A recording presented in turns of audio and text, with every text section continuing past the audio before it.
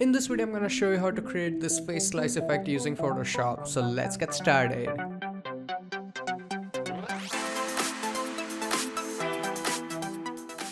Hey, what's up guys, Dhruval here, and as you can see, this is the final output. Now as you can see, there's going to be a lot of grouping, clipping masks, adjustment layers and whatnot, but don't get overwhelmed by it. I'm gonna show you the most simple way to do it. So to do it, here as you can see, we have the original photo. You can go to file and open any photo you like. So first of all, double click on your background and unlock it. Now I need only the face, not the rest of the picture. So for that, I will highly recommend that you use pen tool, but if you don't know how to use that, follow this one. Right click here and then select magnetic lasso tool and then make a selection of the face. And to zoom in, you can use Ctrl plus, and to remove any dots, let's say something like this, you can use your backspace or delete key to do that. So let's just follow along.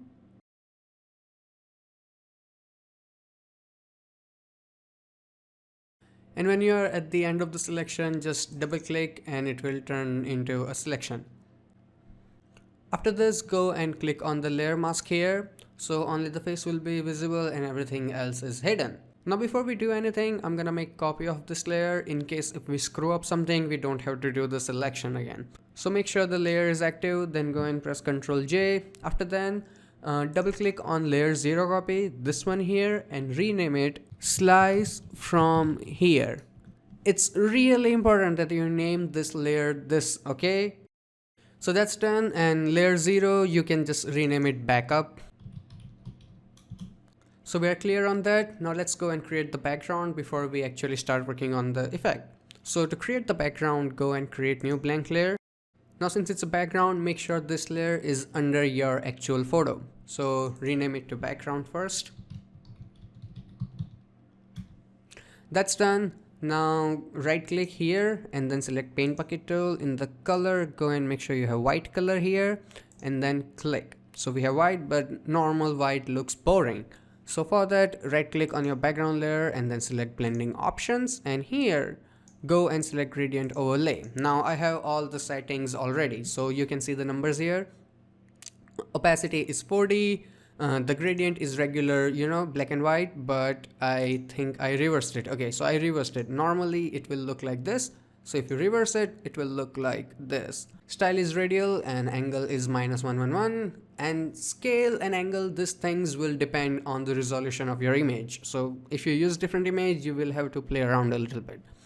So that's clear. Now hit OK. Now I need the face to be in center. So select your move tool and then activate your slice from here layer and then move it here. It doesn't have to be accurate because we're gonna cut it up anyway, so don't bother too much.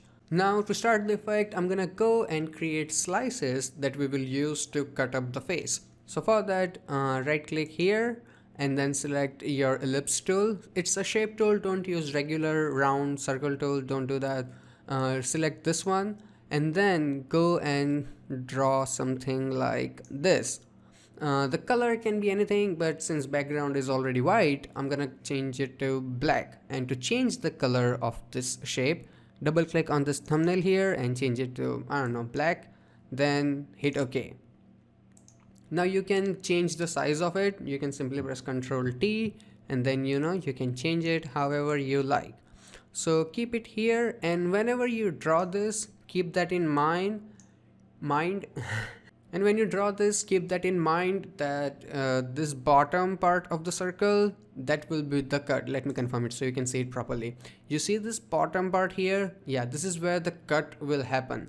So when you place them, make sure they are not on important area. Let me show you. And before that, let's rename this particular shape, and I'm gonna rename it to cut 2. Now you must be wondering like, where is cut 1? So let me explain this thing to you. As you can see here in this photo of this apple, how many cuts do we have? 1, 2 and 3, right? But how many pieces do we have? 1, 2, 3, 4. So basically the piece will be 1 extra. So to make up for that, I'm gonna name the cuts from 2. And if it's confusing, don't worry, just follow the tutorial, you'll understand it. So now we are back in Photoshop and the cut 2 is ready. Now I'm gonna make a copy of it. So press Ctrl J. select your move tool from here, hold your shift key and drag this one down here exactly. Now I'm gonna go and make it big enough, so press Ctrl T and make sure it is edge to edge. If it goes a little bit outside, it's alright. So I think that's alright. And you can also make it a little bit bigger as you go down. It's not necessary that everything has same size. So I'm gonna go and keep it somewhere around here. And as you can see, I'm making sure that it doesn't cut her eyebrows or something important like eyes. So confirm it. After then, let's go and make another copy of it. So Ctrl J, rename it to cut 4, and then make sure you have move tool, hold your shift key, and then put this one here. Now in this situations, you can go and reduce the opacity so you can see what's beneath it. It will give you a better idea like how big to make it. Rest in peace, English. So let's go and make it somewhere around here. If it goes outside a little, that's all right.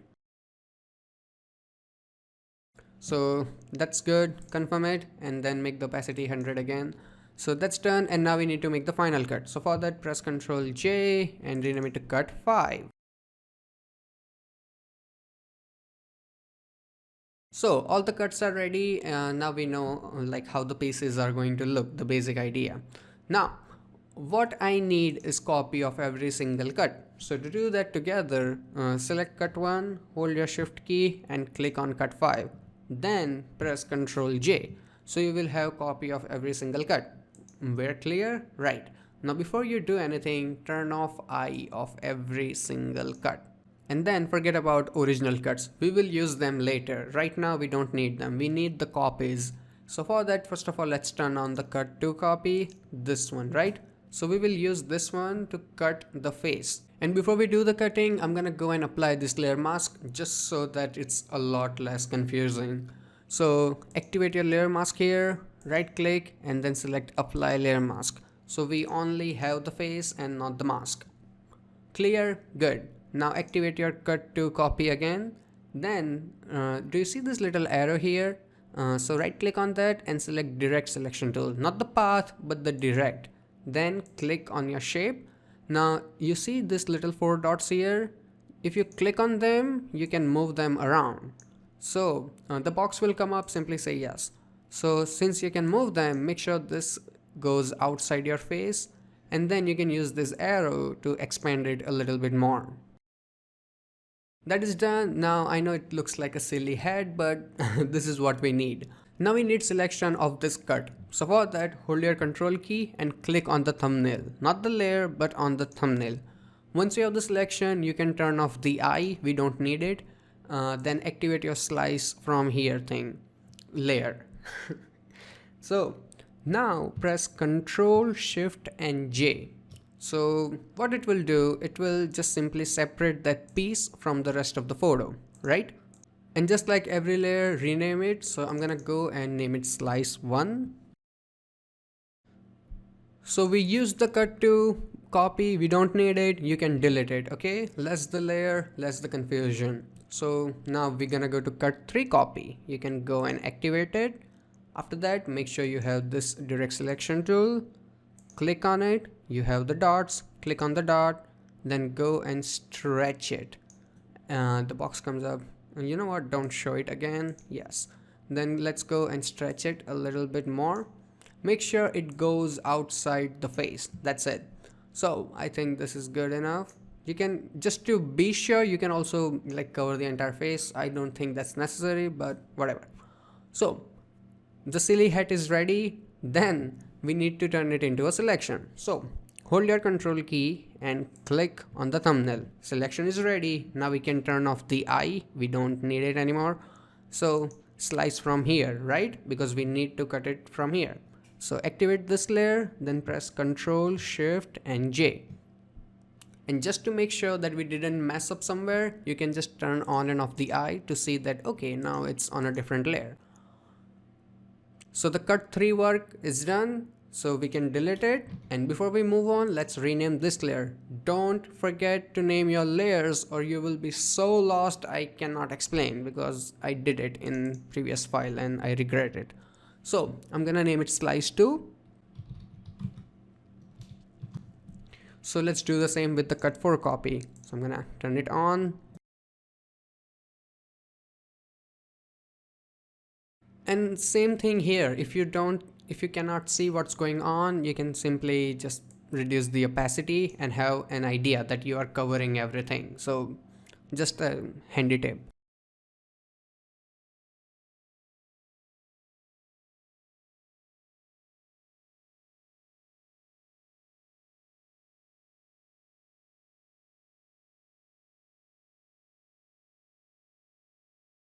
So as you can see, we have all the 5 slices, and for the last one, it automatically became slice 5 since we cut out all 4. So rename this one to slice 5. So we have our 4 cuts here. As you can see, I'm gonna hide it again, and we also have all our 5 slices. So now what we need to do is arrange them in correct order and then move them around. That's it. So I'm gonna go and turn on all the 5 slices and all the 4 cuts. So first of all, we have the slice one, and she likes to be single. She don't need no man to, help her. So we're gonna move on to slice 2. So take the cut 2 and then put it under your slice 2. Now before we move on, I'm gonna go and group the cut 2 and slice 2 so we can manage it easily. So make sure cut 2 is active, then hold your control key and click on slice 2. After then, go and press Ctrl G. So you have them in a single group. So now double click on that and then rename it to slice 2 because we have slice 2 inside this group, right? So you can access everything, just click on this arrow and you can access it. After that, select your cut 3 and put it under your slice 3. And just like the slice 2, we're gonna group them. So hold your control key, select both of these things, then press Ctrl G, double click on it and rename it to slice 3. Same with the cut 4.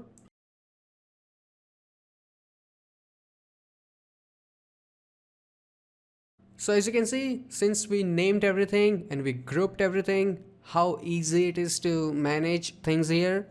So I know it looks stupid right now, but I'm gonna show you what you have to do. So first of all, activate your slice 1, select your move tool, then hold your shift key and drag it on either right or left, whatever you like better.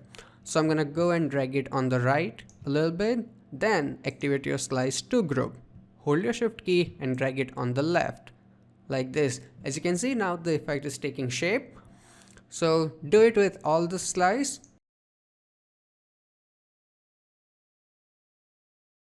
So now it looks like we are going somewhere.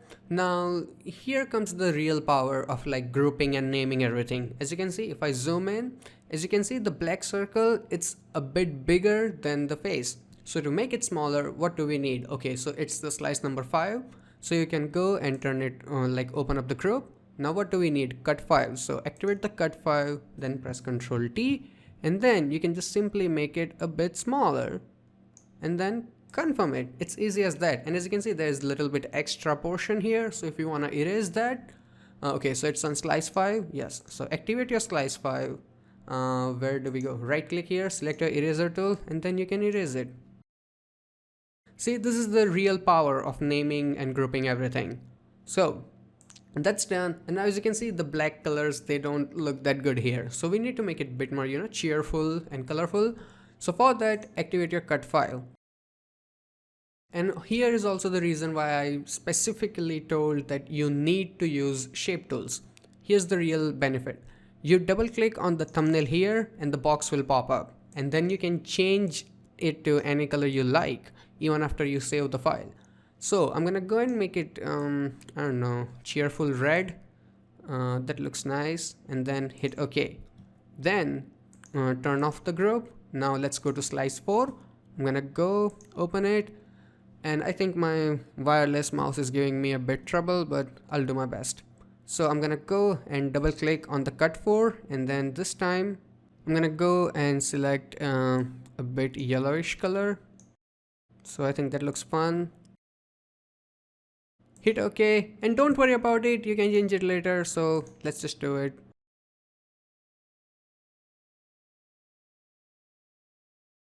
Now this looks good with colors, but do you know what can make it great? Shadows. Now before you get angry like, oh, even more layers, why? Just let me show you why it's really important. So first of all, we need to add shadows for slice 2, right? So for that, make sure your group slice 2 is active. Then go and create a new blank layer from this second last icon. Click on that, then double click on it and rename it slice 2 shadow. Okay, after that, before you start painting the shadows, make sure you turn it into a clipping mask. Basically what I'm trying to say is that you have your brush and shadows are normally black. So make sure you have black color, and I'm gonna show it on full opacity right now. See, if I paint it right now, it goes everywhere, right? But if we turn it into a clipping mask, so I'm gonna right click here and select create clipping mask. Now if I paint it, it will only stay on the slice 2. Okay, now this is obviously way too strong, so I'm gonna go to my opacity and name it, keep it somewhere around like 15 or 10. That's good. Then I'm gonna go and start painting, and also right click and make sure hardness is 0%, because the softer the shadows, they look better in this effect. So when you're closer to the shape, do it multiple times, make it really dark. But when you do go away from this, make the brush bigger and do it a little less. Just try to fade it a little bit,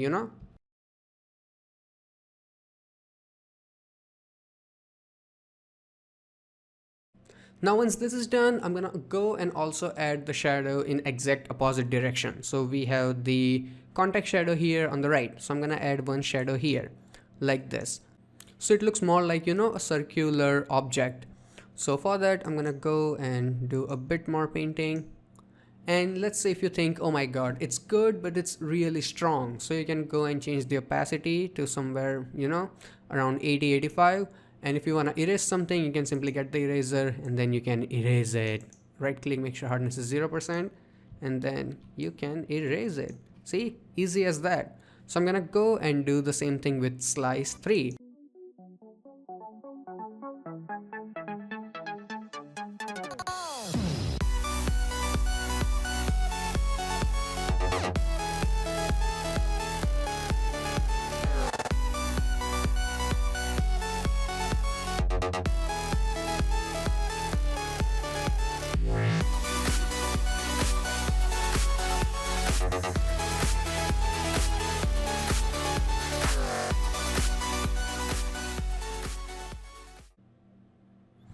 Now just even for a moment, if you thought that, oh, I'm just gonna skip this part, just look at the one with the shadows and look at the one without the shadows side by side. Now you see why it's worth bothering this much. So that's done. Now one final shadow thingy, and that's in the bottom. So it looks like it's closer to actual surface. So to do that, activate your background here, then go and create new blank layer, and then rename it to, base shadow, I guess. Then make sure your brush tool is active, and this time make sure the opacity is 100%. Then zoom in and do a click. This is good enough. Then select your move tool and then move it here. Then press Ctrl T and stretch it out a little bit, because regular shadows aren't that round. So I'm gonna stretch it out a little bit. Confirm it. Then to blend it even more, I'm gonna go and reduce the opacity to like 50%. Yeah, that looks fine. And you know what, I'm gonna go and move it down a little bit more. Use your arrow keys, it's much more convenient. So I think this is good enough. So now all the hard work and confusing parts are done, and we can move forward to one of the best thing you can do in Photoshop: color correction. So to do that, activate slice 1, then go to your adjustment layer and then select curves. And the curves, I'm gonna go and make it a bit bright from here, but now it looks even more flat. So I'm gonna go and drag it down a bit from here. So we have, good amount of contrast. Okay, so I think this looks good. Then go and close it. And after that, a little bit more, color tint. So for that, create new adjustment layer and then select gradient map. In the gradient map, go and select this one, violet and orange. Then go hit OK. In the blend mode, soft light, and then in the opacity, keep it 10 to 15%. Don't do like overkill. So 15% is good enough. Then close it. So now you can see without color correction, with color correction, looks better. And of course you can always go and change the colors if you like, and that's it. So I really hope that you guys learned something from this video, and if it did, hit that like button, and if you have any questions or suggestions, feel free to ask me in comment section below, and if you want even more, hit that subscribe button. Till then, goodbye, take care, and have some fun with Photoshop.